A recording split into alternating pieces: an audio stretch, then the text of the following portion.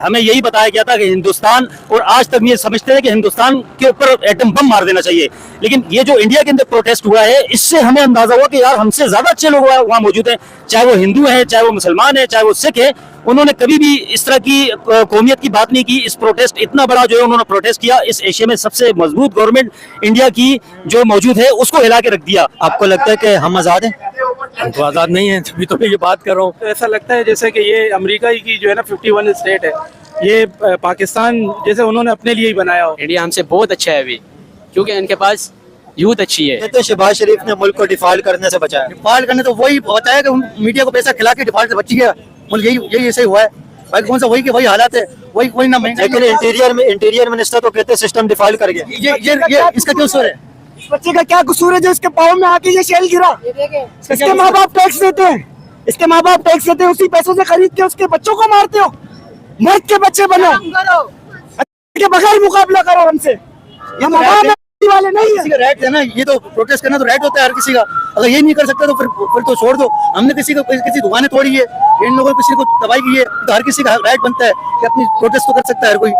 मतलब जाति करे तो उनको भी गिरफ्तार करो, हर चीज करो, समझ में आता है। लेकिन अगर कोई प्रोटेस्ट कर रहा है, कोई जवाब अपने हक के लिए उठ रहा है, तो उसको कम से कम करने तो दो। ठीक है, आप क्या शेल मार रहे हो? लेकिन अगर देखें पाकिस्तानी जिंसी के हवाले से, यूथ के हवाले से क्या कहना चाहेंगे? जिस तरह इंडिया के अंदर काकरोच जनता पार्टी निकली, उसने मिनिस्टर का इस्तीफा भी ले लिया, लेकिन पाकिस्तान में काकरोच कहाँ सोए हुए हैं, जिंसी कहाँ है, यूथ कहाँ है, यूथ क्या कर रही है? पाकिस्तान का कुछ भी पता नहीं है। पाकिस्तान में बस जिसकी लाठी उसकी भैंस। बस जो सिस्टम को एक्सेप्ट करते हैं ना, वो फिर सिस्टम में बैठा हुआ है। जो सिस्टम में एक्सेप्ट नहीं करता ना, जो अवाम की राइट पे निकलता है, उसको फिर उसके फिर यही हाल है, रोड पे फिर दलील ख्वार है। देखिए एक चीज आप देखें तो सारे मसाइल की जो जड़ है वो इकोनॉमी है। इकोनॉमी अगर बेहतर हो जाए तो सारे मसाइल हल हो जाएंगे। आपको क्या लगता है ये इकोनॉमी जो खराब है इसकी वजह क्या है? इकोनॉमी के खराब होने की वजह क्या है? हमारे असल में लोगों को राइट ही नहीं पता कि हमारे सिंध असेंबली मतलब मुराद अली शाह का काम क्या है और वजीर आजम का काम क्या है। अब यहाँ पर कोई भी मसला होता है ना, फौरन शहबाज शरीफ के ऊपर लाठी उठ जाती है। अब सिंध का वजीर आला कौन है? कराची को कौन तबाह कर रहा है? अब ये तो देखो, पहले ये चीजें देखो, उसके बाद मामला बनता है। हमें तो कौन सा काम किसके इख्तियार में? किसके इख्तियार में? बल्दियात क्या कर रही है, यूसी क्या कर रही है, चेयरमैन क्या कर रहे हैं, इनको पता नहीं है। फौरन मुराद अली शाह को पकड़ने शुरू हो जाएंगे, फौरन शहबाज शरीफ को पकड़ने शुरू हो जाएंगे। पहले छोटे इदारों को सीधे करो। वो तो बड़ी गेम में खेल रहे हैं, वो तो हमको तो इसी तरह नियत रखा हुआ है। हम तो आवाम है, मतलब अभी भी अपने हक के लिए निकले। मैं तो प्रोटेस्ट में नहीं आया हुआ था, मैं तो बस इधर तो गुजर रहा था। मतलब हमारा क्या कसूर है? मतलब अगर हम अपने हक के लिए निकले तो फिर हमें इस तरह जलील किया जाता है, और अगर नहीं निकले तो फिर चला अजान हो रही है। आप क्या समझते हैं? लोग रो रहे हैं, सिस्कियां लोगों की आप सुने इस टाइम पे। अभी पिछले दिनों आपने देखा होगा न्यूज़, पिछले दिनों आपने न्यूज़ सुनी होगी कि एक माँ ने अपने 3 बच्चों के साथ दरिया में छलांग मार दी गुर्बत के मारे। क्या हालात आप देख रहे हैं? लोग रो रहे हैं, परेशान है, बिलक रहे हैं, लोगों के पास खाने के लिए नहीं है। क्या कहेंगे? यही बात है ना कि जगह जगह लोड शेडिंग केस आपके घर में नहीं है, खाना आपके घर में नहीं है। अब आप छोटे छोटे इदारे अगर खोलते हो तो लोग इधर ही सैलानी वेलफेयर ऐसे इधर काम कर रहे हैं। ठीक है, अच्छा देखें, काफी सारे लोग कह रहे होंगे कि भाई हालात इतने ज्यादा खराब है तो किस तरह लोग पाकिस्तान में सर्वाइव करते हैं। यहाँ पे खैराती इदारे बने हुए हैं जो लोगों को फ्री में खाना दे देते हैं, स्पेशली सैलानी खिलाने में सबसे बड़ा इदारा है। तो इस तरह के इदारे अगर नहीं होते लोग तो भूख से मर जाते हैं। जाहिर सी बात है, लोग अगर किसी घर पे खाना नहीं चल रहा तो बेचारा बाहर आके रोड पे खा रहा है। ठीक है, किसी का चूल्हा घर पे नहीं चल रहा तो वहाँ के ऐसी कोई इदारे बनते हैं जो रोड पे बनने होते हैं। अब ये हुकूमत का काम है, इनका काम नहीं है। सैलानी का, ये एदी का, इनका काम नहीं है, ये हुकूमत का काम है। कि जगह जगह जैसे इमरान खान ने बनाया था ना किसान कार्ड, मजदूर कार्ड, जैसे सेहत कार्ड, लंगर खाने बनाए हुए थे, बना गए। ऐसे तो लोगों ने सेहत कार्ड में केपीके के लोग, हमारे बिल्डिंग के बंदे ने, लाला ने केपीके के एक कार्ड से आगा खान में इलाज करवाया 10 लाख के सेहत कार्ड में। तो यार वो क्यों दे? वो भी तो दे रहा था ना, उस वक्त भी तो महंगाई थी, उस वक्त भी तो खजाना खाली करके चले गए थे। आप क्या समझते हैं अगर कंपेयर करें हम इंटरनेशनली, इंडिया के हालात अगर आप देखें तो इंडिया इस टाइम पे बहुत बेहतरी की तरफ जा रहा है, इकोनॉमिकली स्ट्रॉन्ग हो रहे हैं इंडिया की। अगर आप देखें इस टाइम पे टेक्नोलॉजी के अंदर इंडिया बहुत ज्यादा ग्रो कर रहा है हर सेक्टर में। मेडिकल सेक्टर में अगर देखें, अभी इंडिया की एक रिपोर्ट आई है कि वंदे भारत ट्रेन के अंदर इंसानी दिल एक जगह से दूसरी जगह लेके गए। एरोप्लेन नहीं जा रहा था वहाँ पे, हेलीकॉप्टर नहीं जा रहा था, ट्रेन के अंदर इंसानी दिल लेके गए दूसरी जगह पे। क्या कहेंगे आप, इतना ज्यादा जो इंडिया एडवांस हो रहा है इंडिया के हवाले से? यार इसके बारे में, इंडिया के बारे में कुछ आइडिया नहीं है, क्योंकि हम दोनों एक साथ आजाद हुए थे, इंडिया और पाकिस्तान एक साथ आजाद हुए थे, दोनों कंट्रियां। लेकिन दोनों कंट्री एक साथ आजाद हुई थी। उनका तो वो आपका बड़े से बड़ा मंत्री अगर वो काम नहीं करे तो पकड़ा जाता है। यहाँ पर तो सिस्टम में कोई नहीं पकड़ा जाता ना, या किसी को पूछने वाले नहीं है। यहाँ पर वही वही मैं बताया ना, जिसकी लाठी उसकी भैंस। जो मतलब सिस्टम में चल रहा है और जो सिस्टम को सलूट मार रहा है तो उसको उसके फिर हाथ सही है। बाकी जो सिस्टम को एक्सेप्ट नहीं कर रहा, जो मतलब अपने हक के लिए निकल रहा है, मैं अभी राइट के लिए जैसे अभी मेरे को निकले हैं, अब इनका क्या मुतालबा क्या नहीं ये मुझे नहीं पता, लेकिन कहने का वो एक उनका राइट तो बनता है ना, अपने एहतजाज करने के लिए राइट तो बनता है ना। अब मेरे हमारे यूथ को राइट का ही पता नहीं है, तो ये क्या करेंगे? तो यूथ कहाँ पे है? यूथ कहाँ पे क्या कर रही है यूथ? मगर यूथ सोई भी है, क्योंकि ना हमारे और जरदारी हो गया, इन लोगों ने सुला दिया है, क्योंकि वो आवाज़ उठाएंगे, क्योंकि वो मारे जाएंगे। पाकिस्तान की इकोनॉमी किस तरह बेहतर हो सकती है? जो इकोनॉमिकल कंडीशन खराब है, क्या समझते हैं? क्योंकि सब मसाइल की जो जड़ है ना वो इकोनॉमी होती है। अगर इकोनॉमी बेहतर हो जाएगी तो सारे मामला बेहतर हो जाएंगे। आप क्या समझते हैं इकोनॉमी किस तरह बेहतर हो सकती है प्रैक्टिकली, अगर आप बताएं? क्योंकि ना ये लोग क्यों बाहर है, ये अपने हक के लिए आए, क्योंकि ये एक ही इमरान खान ही कर सकते हैं सब कुछ, इसके अलावा कोई नहीं कर सकता। 2050 इमरान खान के अलावा सब फेल है। ये भी कर सकते हैं यार, इमरान खान नहीं कर सकता, इमरान खान ने ठेका नहीं लिया, ये भी कर सकते हैं। ये चाहे तालीमी इदारे अच्छे करें, तो लोगों को तालीम दें, लोगों को सेहत का चीजें दें, प्रोवाइड करें। इतने इतने इतने टैलेंट है। जो चाइना कहाँ से तरक्की कर गया, उनके पास तो कुछ भी नहीं था। यहाँ पर मतलब चाइना में तो करप्शन पर फांसी दे देते हैं।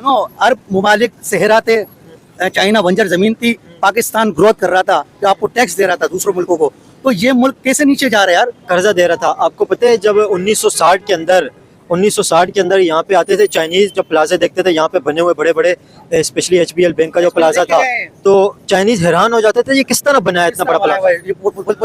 उनकी टेक्नोलॉजी मतलब इंजीनियर आगे देख के चले जाते थे, वो अपने देखते थे पाकिस्तान किस तरह बनाया है। तो ये तो मतलब वही चाइना है कि मतलब वो 50-20 माले के ऊपर भी मतलब ऐसा लग रहा है जैसे गाड़ियाँ चल रही है उनके पास।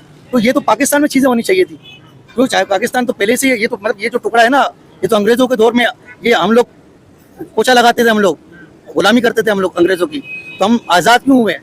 इसमें हम आज़ाद होने के बाद भी हमें नहीं लगता कि हम आज़ाद है। सिर्फ यही है कि हम खामोश है, मैं अपने घर संभाल रहा हूँ ना तो मैं आज़ाद हूँ। अगर मैं अपने राइट के लिए कोई मेरे घर में बिजली गई है, 3 घंटे लोड शेडिंग है, अब मैं निकल नहीं सकता, क्यों नहीं निकलूंगा तो मेरे को उठाया जाएगा, मेरे को पकड़ लेंगे, मैं शेलिंग मार दी। ऐसे ही आप क्या कहेंगे इस टाइम पे जो हालात है कंट्री के, ये किस तरह बेहतर हो सकते हैं? यार बस इमरान खान को आना चाहिए, क्योंकि जो लोगों के लिए सोचते हैं तो लाजमी है तरक्की करेगा मुल्क। जो इमरान खान के अलावा ऐसे इकोनॉमी के लिए क्या काम करना चाहिए जिससे इकोनॉमी बेहतर हो जाए? इकोनॉमी इससे बेहतर होगी कि जब आप लोगों की बातें सुनेंगे ना कि लोग क्या मांग रहे हैं, उनको क्या देना चाहिए। क्या मांग रहे हैं लोग? लोग अपना हक मांग रहे, बिजली मांग रहे, गैस मांग रहे, पानी मांग रहे, हुकूमत नहीं दे रहे तो कौन देगा? कोई आएगा थोड़ी नहीं। अगर ये हुकूमत सब कुछ दे दे, आप इस हुकूमत को एक्सेप्ट करेंगे? जी बिल्कुल एक्सेप्ट करेंगे, लाजमी एक्सेप्ट करेंगे। हमें तो अपने हुकूक चाहिए ना, हमें तो ये नहीं चाहिए कि इमरान खान आए, शहबाज शरीफ आए, जो आए, मगर हमें अपने हुकूक पूरे मिलने चाहिए, ताकि इससे हमारे मुल्क का नाम रोशन हो।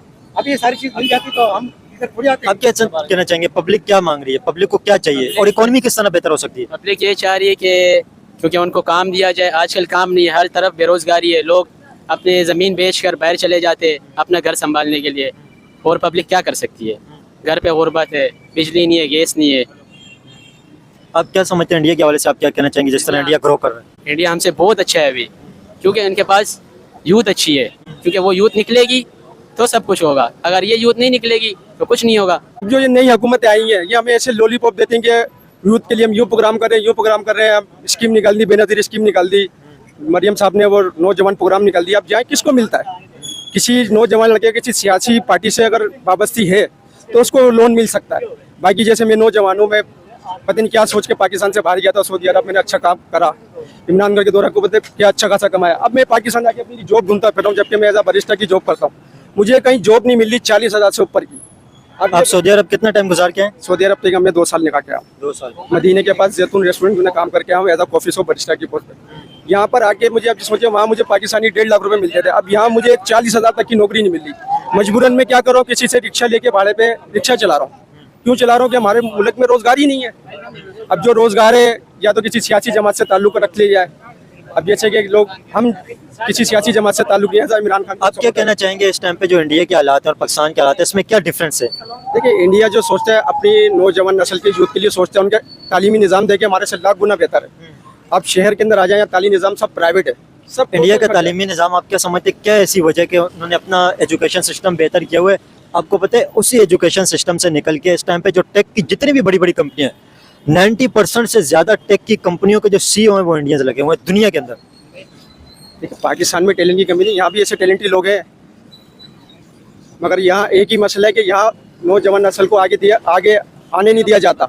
जो टैलेंटेड लोग हैं बेचारे यहाँ जो उनको उनकी पोस्ट के मुताबिक जॉब नहीं मिलती, वो पाकिस्तान से बाहर चले जाते हैं। क्यों चले जाते हैं कि यहाँ उनके लिए है ही नहीं रोजगार। अगर जिस तरह यहाँ पे आपने देखे हालात जो बने हुए हैं, अभी हम इंटरनेशनल अगर कंपैरिजन करें, आप इंडिया के हालात आप देखें, इंडिया नेबर कंट्री है हमारा। इंडिया जिस तेजी से ग्रो कर रहे हैं, आप नहीं समझते कि इंडिया और पाकिस्तान एक साथ आज़ाद हुए थे। अभी इंडिपेंडेंस डे भी आ रहा है, इंडिया और पाकिस्तान एक साथ आज़ाद हुए, एक दिन के फर्क पे 24 घंटे का फर्क था। इंडिया भी कहाँ पे पहुंचा हुआ है, पाकिस्तान के हालात आप देखें कहाँ पे हैं।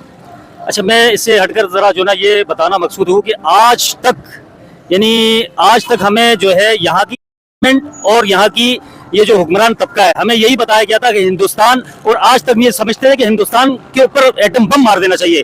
लेकिन ये जो इंडिया के अंदर प्रोटेस्ट हुआ है, इससे हमें अंदाजा हुआ कि यार हमसे ज्यादा अच्छे लोग वहाँ मौजूद हैं, चाहे वो हिंदू हैं, चाहे वो मुसलमान हैं, चाहे वो सिख है। उन्होंने कभी भी इस तरह की कौमियत की बात नहीं की। इस प्रोटेस्ट इतना बड़ा जो है उन्होंने प्रोटेस्ट किया, इस एशिया में सबसे मजबूत गवर्नमेंट इंडिया की जो मौजूद है उसको हिला के रख दिया। और एक पूरे एशिया के अंदर अगर आप देखें तो डेमोक्रेसी भी सबसे ज्यादा, जो डेमोक्रेसी की डीप गिरफ्त है वो इंडिया के अंदर ही है। बिल्कुल बिल्कुल बिल्कुल। तो मकसद ये कि आज हमें अंदाजा हुआ कि हमें जो है वो उलझा के रखा गया हमेशा, और ट्रक की बत्ती के पीछे हमेशा रखा गया।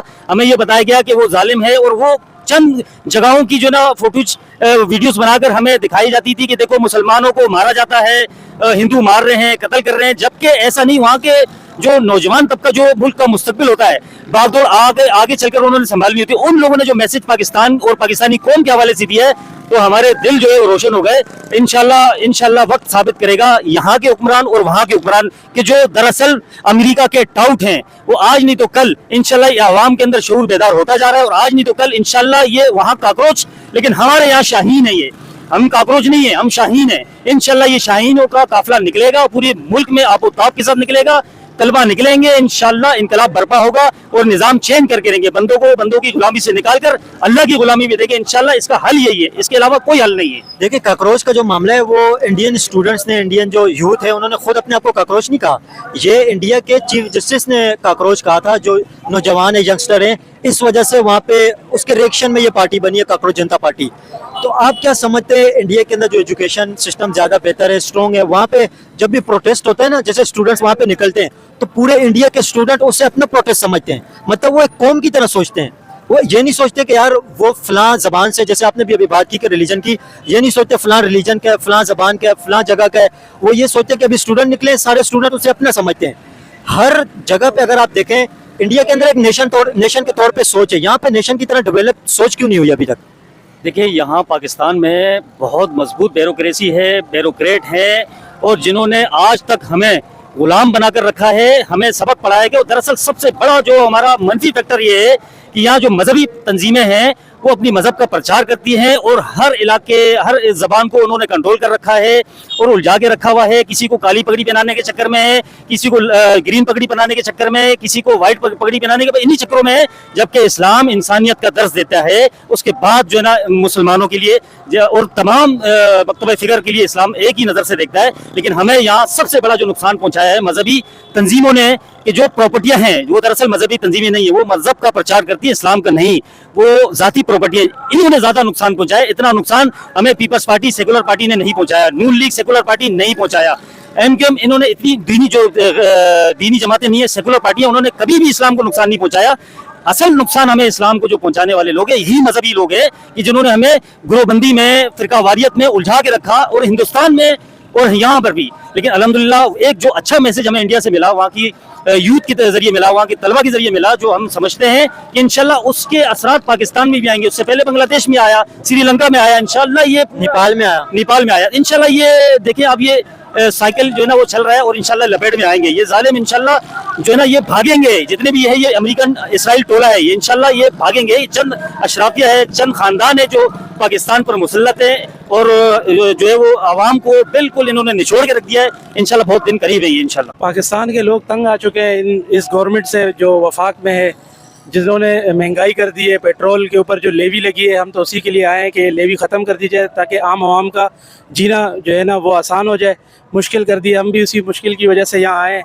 आपको पता है टैक्स से ज्यादा लेवी ली जाती है पेट्रोल डीजल के ऊपर, और ये लेवी IMF वर्ल्ड बैंक के डिमांड के ऊपर ली जाती है। तो पहले जब गोरों से, अंग्रेजों से आज़ादी ली थी आबाओ अजदाद ने, बड़ों ने, तो अभी उनके बाद अभी भी अनडायरेक्टली घोड़े ही कंट्रोल कर रहे हैं कंट्री को। तो मतलब ये क्या है फिर? तो ये तो शुरू से यही है। मैं तो कभी कभी तो ऐसा लगता है जैसे कि ये अमेरिका ही की जो है ना 51 स्टेट है, ये पाकिस्तान जैसे उन्होंने अपने लिए ही बनाया हो। खाने को रोटी नहीं है, पीने को पानी नहीं है, बिजली नहीं है। इस वक्त आवाम इतनी परेशान है कि उसकी समझ में नहीं आ रहा कि हम क्या कर सकते हैं और कहाँ जा सकते हैं। आप नहीं समझते इस टाइम पे आने वाला वक्त और इन्फ्लेशन लेके आएगा, महंगाई बढ़ेगी, हालात तो बेहतर होते नजर नहीं आ रहे। सिर्फ बातों की हद तक तो बेहतर है, लेकिन आवाम की अगर सिचुएशन देखें तो खराब है। बात आपकी बिल्कुल सही है, लेकिन ये जो गवर्नमेंट मौजूद है इसके अंदर तो कोई ऐसी क्वालिटी है नहीं कि ये मामलात को दुरुस्त कर सकेगी। जाहिर है कि इसी के लिए पूरे पाकिस्तान को बंद किया जा रहा है कि आने वाले वक्त को हम अब से तैयार करें और वो क़यादत लेके आएँ इस मुल्क के अंदर जो इस मुल्क को अमन दे सके, सलामती दे सके और महफूज और लोगों को हिम्मत दे सके। आप देखें हमारे नेबर कंट्री इंडिया, वो कितनी तेजी से तरक्की कर रहा है। इस टाइम पे इंडिया की मिसालें दी जाती हैं। अभी एक टाइम पे इंडिया भी पाकिस्तान से पीछे था, अभी वहाँ की ग्रोथ देखें और यहाँ की ग्रोथ देखें, कितना बड़ा फर्क आ गया। इंडिया को आप किस नज़र से देख रहे हैं अभी? दरअसल इंडिया से तो मैं अपने पाकिस्तान को नहीं मिला सकता हूँ, लेकिन इस वक्त अगर हम ये देखें कि बांग्लादेश, जहाँ पर ऐसी गवर्नमेंट थी जो इंडियन गुलाम थी, वहाँ की आवाम ने उनको उठा के फेंक दिया और वहाँ पे इस वक्त जो गवर्नमेंट है वो लगता है कि वो बांग्लादेश को बहुत ऊपर ले जाएगी और उससे जो है पूरी दुनिया के अंदर एक नया निज़ाम जो है वो वजूद पाएगा। लेकिन बांग्लादेश से दुनिया के अंदर निज़ाम नया आएगा। देखिए, बांग्लादेश की एक तंजीम बनी ना, बांग्लादेश ने एक अपनी मिसाल पेश की है लोगों को। इसी मिसाल को देखते हुए लोग आगे बढ़ने की कोशिश करेंगे। ठीक है, मतलब बांग्लादेश से तो दुनिया के अंदर कोई तब्दीली नहीं आ सकती है प्रैक्टिकल तौर पे, लेकिन अब बांग्लादेश के अंदर जब हसीना वाजिद की हुकूमत थी, आपको पता है उस टाइम पे भी बांग्लादेश बहुत ज्यादा ग्रो कर रहा था। बांग्लादेश की तरक्की उस टाइम पे भी हो रही थी। दरअसल बात सिर्फ ग्रोइंग की नहीं होती, बात तो ये होती है कि मुल्क किस तरफ चल रहा है। मुल्क किसी का गुलाम ना हो, आवाम जो है वो आज़ाद हो और आवाम को अपने ऊपर एतमाद हो। आपको लगता है कि हम आज़ाद हैं?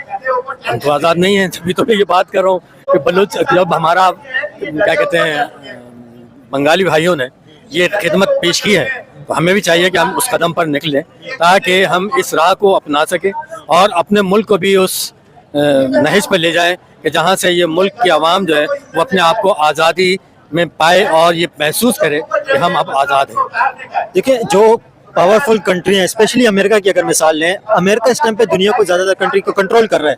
रियलिटी ये है, आप नहीं समझते कि जो थर्ड वर्ल्ड कंट्री है वो फर्स्ट वर्ल्ड के इस टाइम पे भी गुलाम है अनडायरेक्टली।